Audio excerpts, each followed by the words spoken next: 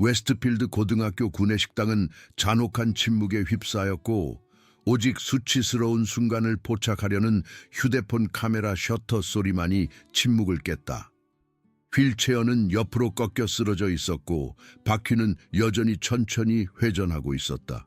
바닥에는 흩어진 책들과 쏟아진 주스에 둘러싸여 16살의 박선영이 멍하니 형광등을 올려다보고 있었고 수십 명의 학생들이 아무것도 하지 않은 채 지켜보고 있었다. 그때 복도 밖에서 무겁고 단호한 발소리가 울려 퍼졌다.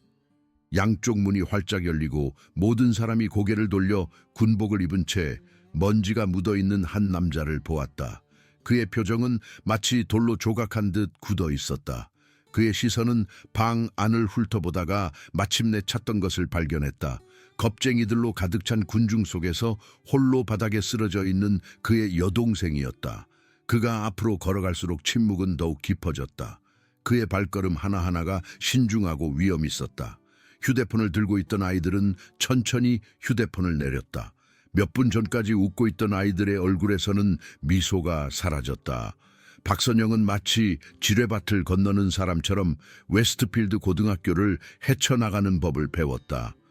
매일 아침 문을 통과할 때마다 시선이 쏟아지고 연기처럼 속삭임이 뒤따를 것을 알았다. 그녀는 고개를 숙이고 들고 있는 책에 몰두하는 척하며 최대한 작고 눈에 띄지 않으려고 노력했다. 이곳에서 다르다는 것은 표적이 된다는 것을 의미했고 투명 인간이 되는 것만이 유일한 갑옷이었다. 아침은 항상 똑같은 방식으로 시작되었다.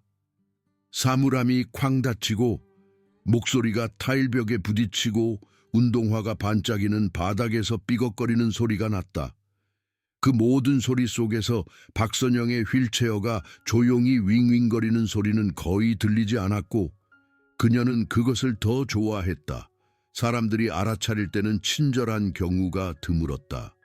그녀는 그 교훈을 일찍 그리고 자주 배웠다. 점심시간은 최악이었다. 구내식당은 엄격한 경계를 가진 왕국처럼 운영되었다. 운동선수들은 햇빛이 가장 잘 드는 창가 테이블을 차지했다. 인기 있는 아이들은 중앙에서 이야기를 나누었다. 연극반과 미술반 학생들은 구석에 모여 있었다. 박선영은 동쪽 벽 옆 작은 테이블에 혼자 앉아 책을 펼쳐놓고 반쯤 먹은 샌드위치를 옆에 둔 채 자신만의 세계에 존재하려고 노력했다. 그녀는 끊임없이 다른 곳에 있는 것을 꿈꿨다. 그녀의 말이 중요한 무대, 사람들이 웃는 대신 들어주는 방. 그녀는 작가가 되어 그녀와 같은 사람들, 보이는 듯 보이지 않고 들리는 듯 들리지 않는 사람들에 대한 이야기를 쓰고 싶었다. 그녀는 이야기의 시작, 생각의 조각, 그녀가 되고 싶어 하는 사람의 파편으로 가득 찬 노트를 가지고 있었다. 그녀의 오빠 박지훈은 이해했다. 그는 항상 그랬다. 입대하기 전에 그들은 현관 계단에 함께 앉아 그에게 용기에 대해, 다리나 근육과는 아무 상관없는 힘에 대해 이야기하곤 했다. 그가 해병대에 입대했을 때 그는 박선영이 침대 및 나무 상자에 보관하고 학교 생활이 너무 힘들 때 읽는 편지를 보냈다. 한 편지에서 그는 이렇게 썼다. 여동생아, 힘은 몸이 아니라 마음에 살아있다. 너는 내가 아는 그 누구보다 강하다. 그 누구도 너를 다르게 설득하게 하지 마라. 그녀는 특히 세상이 그녀의 약점을 증명하려는 듯한 날에 그 말을 마음에 새겼다. 하지만 오늘은 뭔가 달랐다. 구내식당의 공기는 어쩐지 긴장감으로 가득 차 있었다. 박선영은 특정 시선들이 계속해서 그녀의 테이블로 향하는 것을, 대화가 멈췄다가 다시 시작되는 것을 알아차렸다. 그녀는 책에 집중하려고 노력했지만 단어들은 흐릿해졌고 그녀의 본능은 경고를 외치고 있었다. 방 건너편에는 브랜든 고와 그의 두 친구인 최태준과 김민수가 함께 서 있었다. 브랜든은 쿼터백이었고 코치의 총애를 받는 선수였으며 키가 크고 어깨가 넓었으며 선생님들이 눈을 돌리게 만드는 비웃음을 짓고 있었다. 그와 그의 친구들은 박선영을 알아차렸고 브랜든의 눈에 서린 잔인한 빛은 오늘의 점심시간이 평화롭지 않을 것이라는 것을 의미했다. 박선영은 그 시선을 피부에 느껴지는 열기처럼 느꼈다. 그녀는 휠체어의 팔걸이를 더 꽉 잡고 천천히 숨을 쉬며 그들이 흥미를 잃기를 바랐다. 하지만 첫 번째 조롱하는 웃음소리가 구내식당의 소음을 뚫고 나오자 희망은 어리석은 게임이라는 것을 알았다. 브랜드는 그녀를 향해 걸어갔고 최태준과 김민수는 사냥을 나선 늑대처럼 그의 옆을 지켰다. 그들의 발소리는 의도적으로 컸고 관심을 끌고 모든 사람이 지켜보도록 만들었다. 박선영의 심장이 쿵쾅거렸지만 그녀는 읽지 않은 페이지를 넘기면서 손을 약간 떨면서 책에서 눈을 떼지 않았다. 어이, 선영가. 브랜든의 목소리가 가짜 친절함으로 가득 차 방 전체에 울려 퍼졌다. 언제 육상 경기에 나가려고? 우리는 바퀴 달린 사람이 필요할 것 같은데. 그들의 구역에서 웃음이 터져 나왔다. 최태준은 과장된 엔진 소리를 내며 더 가까이 다가왔다. 부릉부릉. 0에서 60까지 도달하는데 얼마나 걸릴까? 절대 안 되겠지. 더 많은 웃음소리. 휴대폰이 나타나 녹화를 시작했다. 박선영은 벽이 좁혀지고 공기가 희박해지는 것을 느꼈다. 그녀는 사라지고 싶었고 바닥을 뚫고 가라앉고 싶었고 그녀의 고통을 오락거리로 여기는 사람들의 시선 아래 이곳이 아닌 어디든 있고 싶었다. 제발 그냥 내버려 둬요. 그녀는 속삭였지만 그녀의 목소리는 너무 작아서 소음에 묻혀버렸다. 브랜드는 몸을 굽히고 그의 그림자가 그녀의 테이블 위로 드리워졌다. 뭐라고? 크게 말해봐. 내 불쌍한 파티 소리 때문에 안 들려. 김민수는 손을 뻗어 그녀의 노트를 테이블에서 쳐냈다. 그것은 찰싹 소리를 내며 바닥에 떨어졌고 페이지가 활짝 펼쳐졌다. 박선영은 그것을 바라보며 가슴속에서 무언가가 부서지는 것을 느꼈다. 그 노트에는 그녀의 이야기, 그녀의 사적인 생각, 그녀의 꿈이 담겨 있었다. 이제 그것은 모두가 지켜보는 가운데 쓰레기처럼 놓여 있었다. 어머나. 김민수가 과장된 순진한 표정으로 말했다. 손재주가 없네. 작동하는 손가락이 먼저 필요하겠지, 안 그래? 그 잔인함은 무심했고 거의 지루해 보였고 그것이 어쩐지 더 나쁘게 만들었다. 이것은 그저 재미였고 다음 수업 시간 전에 시간을 보내는 방법이었다. 최태준은 박선영의 휠체어 뒤쪽을 잡고 뼈가 흔들릴 정도로 세게 흔들었다. 이게 얼마나 튼튼한지 궁금하네. 그는 혼잣말처럼 중얼거렸고 박선영의 피는 얼음으로 변했다. 그녀는 도망치려고 했지만 브랜든이 앞을 가로막았다. 그의 미소는 깨진 유리처럼 날카로웠다. 어디 가려고? 이제 막 시작했는데. 구내식당 직원이 소란을 알아차리고 야, 쟤 좀 내버려둬 라고 소리쳤다. 하지만 그녀는 너무 멀리 떨어져 있었고 그녀의 목소리는 너무 불확실했다. 군중은 계속 지켜보고 계속 촬영했지만 아무도 도와주러 움직이지 않았다. 브랜든의 손이 박선영의 휠체어 프레임을 움켜쥐었다. 내 구성을 시험해볼까? 브랜든이 세게 잡아당기자 박선영의 세계가 기울어졌다. 금속은 저항하며 신음했다. 오른쪽 팔걸이가 날카로운 소리를 내며 부러졌고 몇몇 사람들은 숨을 헐떡였다. 브랜든은 웃으며 다른 쪽을 더 세게 잡아당겼다. 두 번째 팔걸이가 부러져 떨어져 나갔고 갑자기 박선영의 휠체어가 그녀 아래에서 무너져 내렸다. 그만해. 그녀는 말하려고 했지만 공포가 그녀의 목소리를 앗아갔다. 브랜든은 거칠게 밀어 휠체어를 완전히 뒤집었다. 박선영은 차가운 타일 바닥에 세게 넘어졌고 책과 음식은 난파선 잔해처럼 그녀 주변에 흩어졌다. 그 충돌은 구내식당에 울려 퍼졌고 그 뒤에는 끔찍한 침묵이 이어졌다. 그러자 웃음이 시작되었다. 잔인하고 기뻐하고 비인간적인 웃음. 최태준은 몸을 굽히고 헐떡였다. 김민수는 휴대폰을 꺼내 모든 것을 촬영했다. 세상에, 이거 바로 틱톡에 올려야겠다. 박선영은 움직일 수 없었고 흐릿해지고 흔들리는 듯한 천장 조명을 올려다 보았다. 그녀는 울고 싶었지만 그들에게 만족감을 주지 않을 것이다. 그녀 주변에는 휴대폰이 들려 있었고 그녀의 수치심을 모든 각도에서 녹화하고 있었다. 단 한 사람도 그녀를 일으켜 세우려고 나서지 않았다. 브랜드는 의기양양하게 그녀 위에 서 있었다. 자, 여기 계시네요, 여러분. 위대한 박선영 씨, 중력에 굴복한 휠체어 전사. 더 많은 웃음, 더 많은 휴대폰, 더 많은 잔인한 농담.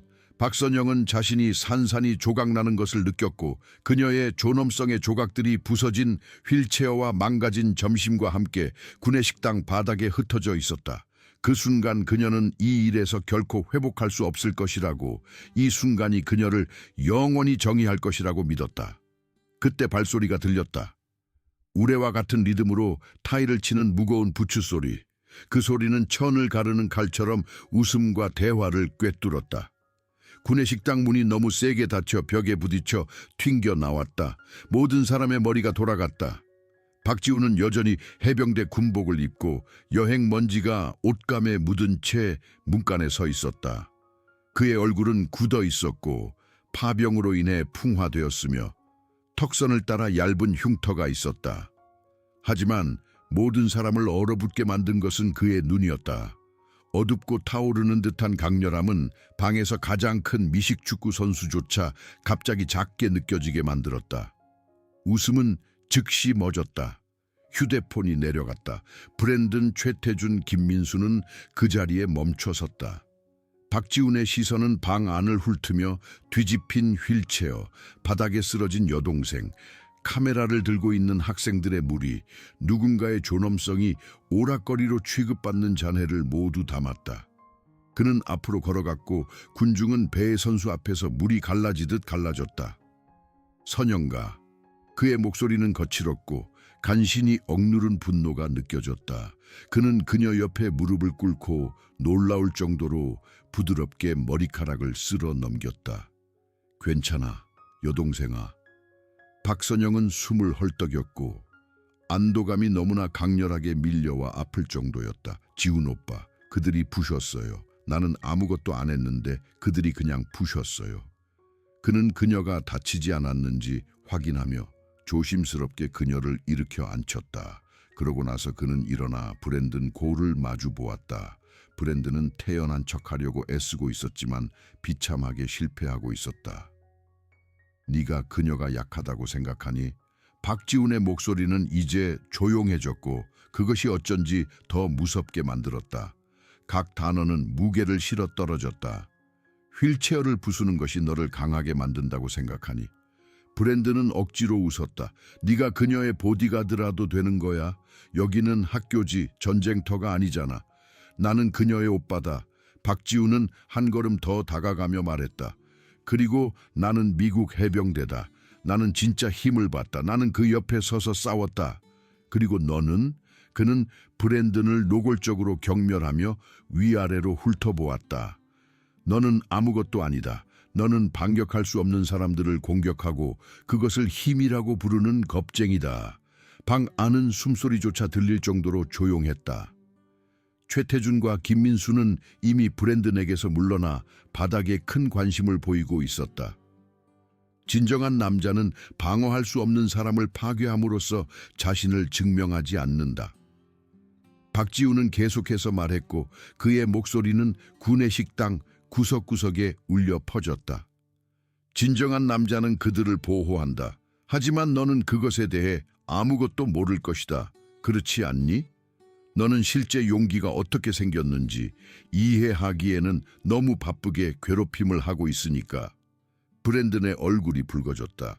그냥 농담이었어. 이봐, 너는 과민 반응하는 거야. 박지훈은 더 가까이 다가갔다. 위협적이지도 공격적이지도 않았지만 브랜든을 자발적으로 움츠러들게 만드는 방식으로 존재했다. 농담. 너와 내 친구들이 그녀의 수치심을 촬영하는 동안 내 여동생이 이 바닥에 누워있는 것이 너에게는 농담이니 우리는 그냥 브랜든이 말을 시작했다. 너희는 그냥 아무것도 아니었어. 박지훈이 말을 잘랐다. 너희는 잔인했고 너희는 냉정했다. 그리고 이 방에 서서 촬영하고 웃고 아무것도 하지 않은 모든 사람은 모두 유죄다. 너희는 이것이 오락거리라고 생각하니 이것은 누군가의 삶이다. 누군가의 여동생이다. 누군가의 딸이다. 이것보다 더 나은 대우를 받을 자격이 있는 사람이다. 그 말들은 비난적이고 부인할 수 없이 공중에 매달려 있었다. 몇몇 학생들은 이제 휴대폰을 완전히 내렸고 수치심이 그들의 얼굴에 스며들었다. 다른 사람들은 박지훈의 눈을 마주칠 수 없었다. 브랜드는 자신의 자존심을 회복하기 위해 한 번 더 시도했다.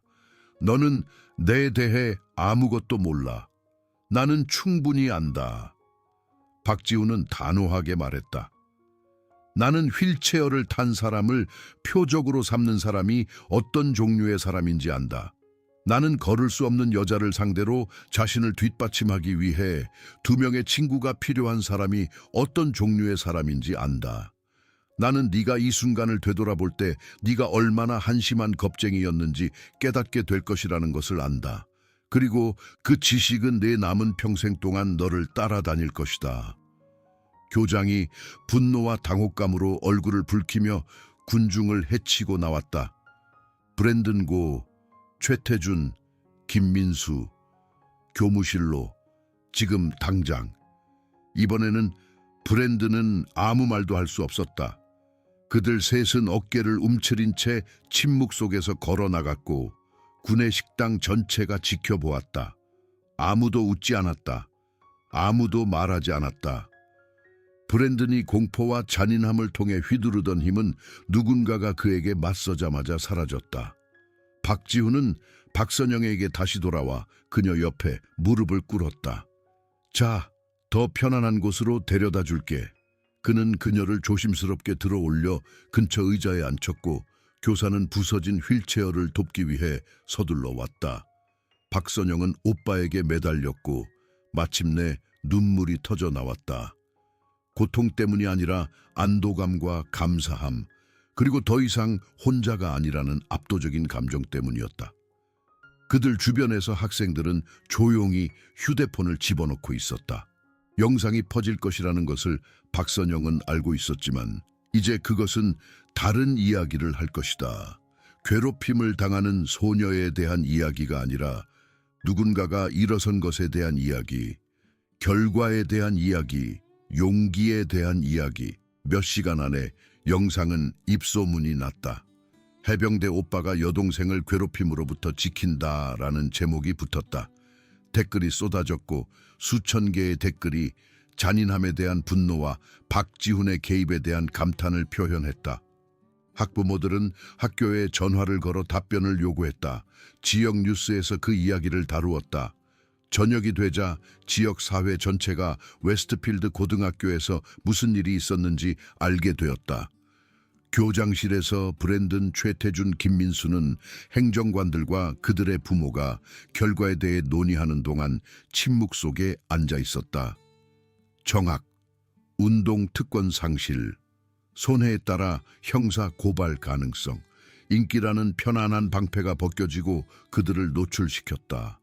박선영은 그날 남은 시간을 양호실에서 보냈고 박지훈은 그녀 곁을 떠나지 않았다. 그녀는 몇 군데 멍이 든 것을 제외하고는 신체적으로는 다치지 않았지만 감정적인 영향은 측정하기가 더 어려웠다. 아무도 나를 위해 일어설 줄 몰랐어요. 그녀는 조용히 말했다. 박지훈은 그녀의 손을 꽉 쥐었다. 나는 항상 너를 위해 일어설 것이다. 항상. 하지만 선영아, 너는 뭔가를 이해해야 한다. 너는 약하지 않다. 너는 결코 약한 적이 없었다. 오늘 일어난 일은 너의 힘에 대한 것이 아니다. 그것은 그들의 잔인함에 대한 것이다. 그들이 너를 너보다 못하다고 믿게 하지 마라. 그 후 며칠 동안 웨스트필드 고등학교는 변했다. 이전에는 사건을 묵과했던 교사들은 갑자기 관심을 기울였다. 방관자였던 학생들은 목소리를 내기 시작했다.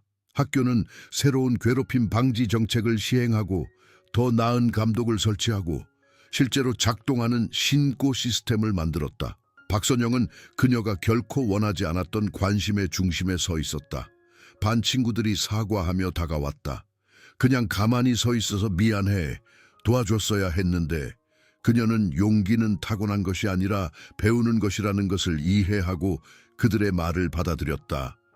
학교에서 장애 학생을 지원하기 위한 기금이 마련되었다. 박선영은 그들이 그녀의 이름을 따서 기금을 만들고 싶어 한다는 것을 알게 되자 다른 접근 방식을 주장했다. 내 대한 것으로 만들지 마세요. 그녀는 교장에게 말했다. 그것을 필요로 하는 모든 사람에 대한 것으로 만드세요. 웨스트필드 접근성 기금이라고 부르세요. 나는 다른 학생들이 내가 결코 받지 못했던 지원을 받기를 바랍니다. 반응은 압도적이었다. 지역사회에서 기부금이 쏟아져 들어왔고 새로운 장비를 구입하고 건물 개조 자금을 지원하고 장애 지원 교육을 받은 추가 직원을 고용하기에 충분했다. 박선영의 단순한 요청은 그녀 자신보다 더 큰 무언가를 촉발했다. 그녀의 영어 선생님은 그 경험에 대해 글을 써달라고 부탁했다. 박선영은 무슨 일이 일어났는지 설명하는 것뿐만 아니라 그것이 의미하는 바 침묵의 문화 방관자의 공모, 잔인함을 정상으로 받아들이기를 거부함으로써 한 사람이 만들 수 있는 차이점을 조사하면서 자신의 마음을 페이지에 쏟아부었다. 그녀가 수업 시간에 자신의 에세이를 낭독했을 때 학생들은 그녀가 전에 경험한 적이 없는 관심을 기울여 들었다. 동정이 아니었다. 존경이었다. 그녀가 끝마쳤을 때 박수갈채는 진심이었고 지속되었다. 박지훈의 휴가는 너무 빨리 끝났다. 공항에서 박선영은 그의 손을 꽉 잡았다. 꼭 돌아오겠다고 약속해. 기회가 있을 때마다 돌아올게. 그는 그녀에게 확신시켰다. 하지만 선영아, 너는 내게 보호받을 필요가 없다. 너는 네가 아는 것보다 더 강하다. 구내식당에서 일어난 일은 너의 약점이 드러난 것이 아니었다. 그것은 그들의 약점이었다. 그리고 네가 그 이후로 모든 것을 다룬 방식, 고통을 목적으로 바꾸는 것은 진정한 힘이다. 그가 떠난 후 박선영은 자신의 나무 편지 상자를 열고 새로운 것을 추가했다. 그녀가 목소리를 내준 것에 대해 감사하는 반 친구들의 쪽지, 영감을 받은 자녀를 둔 부모들의 편지, 영상을 보고 자신의 지역사회에서 행동을 취하도록 감동받은 전국 각지의 낯선 사람들의 메시지. 그녀는 다시 글을 쓰기 시작했다. 이야기뿐만 아니라 진실을. 그녀는 다르다는 것, 매일의 잔인함에서 살아남는 것, 심지어 한 사람이라도 당신 옆에 서는 힘에 대해 썼다. 그녀의 말은 웨스트필드 고등학교 너머의 청중을 찾았고 지역신문에 게재되고 소셜미디어에 공유되고 결국 사람들이 실제로 읽는 블로그에 수집되었다. 브랜든, 최태준, 김민수는 정학 후 학교로 돌아왔지만 모든 것이 바뀌었다. 그들의 무심한 잔인함의 통치는 끝났다. 학생들은 더 이상 그들의 농담에 웃지 않았다. 교사들은 그들을 주의 깊게 지켜보았다. 그들이 협박을 통해 축적했던 사회적 자본은 소진되었다. 박선영은 어느 날 복대서 브랜든을 보았다. 그는 어쩐지 달라 보였다. 더 작아졌을 수도 있고 아니면 자신감이 덜해졌을 수도 있다. 그는 지나쳐 가려고 하다가 멈췄다.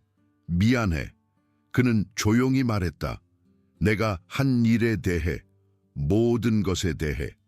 박선영은 잠시 동안 그를 쳐다보았다. 네가 한 일에 대해 미안하니 아니면 잡힌 것에 대해 미안하니. 그는 움찔했다. 둘 다 아마도. 하지만 대부분은 첫 번째 것. 나는 계속 그것을 보고 있어. 알잖아. 내가 한 일. 그리고 나는 그것이 싫어. 나는 내가 그런 사람이었다는 것이 싫어. 그럼 더 이상 그런 사람이 되지 마. 박선영은 간단하게 말했다. 그것이 우리 모두가 할 수 있는 전부야. 더 나아지기로 결심해. 그녀는 그를 지나쳐 갔고 브랜든은 자신의 선택의 무게를 짊어진 채 그 자리에 서 있었다. 박선영은 용서가 있는 것을 의미하지 않고 결과가 앞으로 나아갈 길이 없다는 것을 의미하지 않는다는 것을 배웠다. 모든 사람은 자신이 초래한 피해를 헤쳐나가는 자신만의 방법을 찾아야 했다. 몇 달이 지나고 웨스트필드 고등학교는 다른 곳이 되었고 완벽하지는 않았지만 더 나아졌다. 학생들은 더 많이 말했고 교사들은 더 빨리 개입했다. 침묵의 공모 문화가 깨지기 시작했다. 박선영의 이야기는 학교 역사의 일부가 되었고 신입생들에게 존중, 존엄성, 그리고 일어서는 것의 중요성에 대해 가르쳤다. 구내식당에서 일어난 그날의 기념일에 학교는 예상치 못한 것을 공개했다. 도서관 입구 근처 벽에 그려진 벽화였다. 그것은 밝은 색으로 칠해진 휠체어를 보여주었고 그 옆에서 날개가 펼쳐져 있었다. 그 아래에는 간단한 단어가 있었다. 힘은 마음에 있다. 박선영은 그 앞에 서서 눈물을 흘렸다. 박지우는 제복을 입고 그녀 옆에 서서 공개 행사에 참석하기 위해 집에 왔다. 네가 이걸 해냈어. 그는 조용히 말했다. 이 모든 변화는 네가 그 순간이 너를 정의하도록 내버려 두기를 거부하면서 시작되었어. 박선영은 고개를 저었다. 그것은 당신이 문을 통해 걸어 들어오면서 시작되었어요. 당신이 모두에게 침묵을 지키는 것이 용납될 수 없다는 것을 보여주면서요. 아니, 박지우는 단호하게 말했다. 나는 그냥 소음을 냈을 뿐이야. 너는 변화를 만들었어. 차이가 있지. 진실은 아마도 그들의 두 관점 사이에 있을 것이다. 용기는 여러 형태로 나타났다. 개입하는 용기, 목소리를 내는 용기, 고통을 목적으로 바꾸는 용기. 박선영은 그녀가 다양한 척도로 그 모든 형태를 가지고 있다는 것을 배웠다. 그녀는 여전히 힘든 날들을 보냈다. 옛 두려움이 다시 떠오르는 순간 사람들이 그녀를 보는지 아니면 그녀의 휠체어만 보는지 궁금해하는 순간.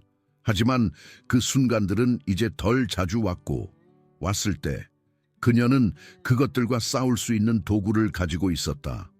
그녀 자신의 목소리, 그녀 자신의 이야기, 그녀가 최악의 순간에서 살아남아 부서지지 않고 더 강해졌다는 것을 아는 것. 박지우는 결국 임무에 복귀했지만 이번에는 박선영은 버려졌다는 느낌을 받지 않았다. 그녀는 자신만의 힘을 찾고 자신만의 지원 시스템을 구축하고 자신만의 길을 만들었다. 그의 편지는 여전히 왔지만 이제 그녀의 편지도 그만큼 자주 나갔고 고통이 아니라 목적으로 가득 차 있었다. 박선영은 계속 글을 썼고 그녀의 목소리는 그녀가 상상했던 것보다 더 멀리 닿았다. 그녀는 다른 학교에서 괴롭힘과 회복력에 대해 이야기했다. 그녀는 장애 학생을 지원하는 기관과 협력했다. 그녀는 거의 우연히 옹호자이자 본보기가 되었다.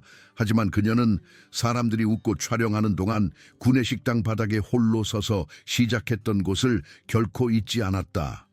그 기억은 상처가 아니라 상기시키는 것으로 그녀와 함께 머물렀다. 사람들이 연민보다 잔인함을, 행동보다 침묵을 선택했을 때 무슨 일이 일어났는지 상기시켜주는 것. 그리고 단 한 사람이라도 일어서기로 결심했을 때 얼마나 빨리 상황이 바뀔 수 있는지 상기시켜주는 것. 몇 년 후 박선영이 웨스트필드 고등학교를 수석으로 졸업했을 때 그녀는 졸업 연설을 했다. 그녀는 힘과 용기, 넘어졌을 때 쓰러지지 않는 것의 차이, 타인이 당신의 가치를 정의하도록 내버려 두기를 거부하는 힘에 대해 이야기했다. 나는 힘은 작동하는 다리나 들어 올리는 팔 또는 외치는 목소리에서 오는 것이 아니라는 것을 배웠습니다. 그녀는 학생, 학부모, 교사로 구성된 군중에게 말했다.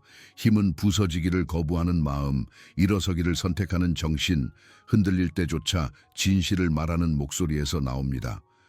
뒤따른 박수갈채는 우레와 같았지만 박선영은 거의 듣지 못했다. 그녀는 군중을 바라보며 그녀를 지지해준 학생들, 접근 방식을 바꾼 교사들의 얼굴을 보았고 뒤쪽 어딘가에는 거의 보이지 않게 브랜든 고가 가족과 함께 앉아 듣고 있었다. 그들의 시선은 잠시 거리를 두고 마주쳤다. 그는 한번 고개를 끄덕였다. 작은 인정의 몸짓이었다. 박선영도 고개를 끄덕였다. 그들은 둘 다 그 일로 인해 변했다는 것, 그리고 그 순간부터 앞으로 나아갈 길을 선택했다는 것 이상의 빚을 서로에게 지고 있지 않았다. 박선영이 졸업장을 받기 위해 무대를 가로질러 휠체어를 밀고 나아갈 때 그녀는 몇 년 전 박지훈이 했던 말을 생각했다. 그녀가 모든 것을 헤쳐나가는데 도움이 되었던 말이었다. 똑바로 서기 위해 다리가 필요하지 않다. 너는 마음으로 서 있다. 그녀는 고통과 수치심 그리고 존엄성을 조금씩 재건하는 느린 작업을 통해 그 말의 진실을 어렵게 배웠다. 하지만 그녀는 그것을 배웠다. 그리고 배우면서 다른 사람들을 가르쳤다. 그것이 진정한 승리였다. 괴롭힘을 가하는 사람이나 상황에 대한 승리가 아니라 다르다는 것이 덜하다는 거짓말에 대한 승리였다. 박선영의 이야기는 웨스트필드 고등학교에서 끝나지 않았다. 그것은 이제 막 시작되었다. 하지만 그것은 그 구내식당 바닥에서 앞으로 나아갈 방법을 선택하는 것 외에는 아무것도 남지 않았던 그 순간에 시작되었다. 그녀는 용기를 선택했다. 그녀는 목소리를 선택했다. 그녀는 진정으로 중요한 방식으로 똑바로 서는 것을 선택했다. 그리고 그 선택은 모든 것을 바꾸었다.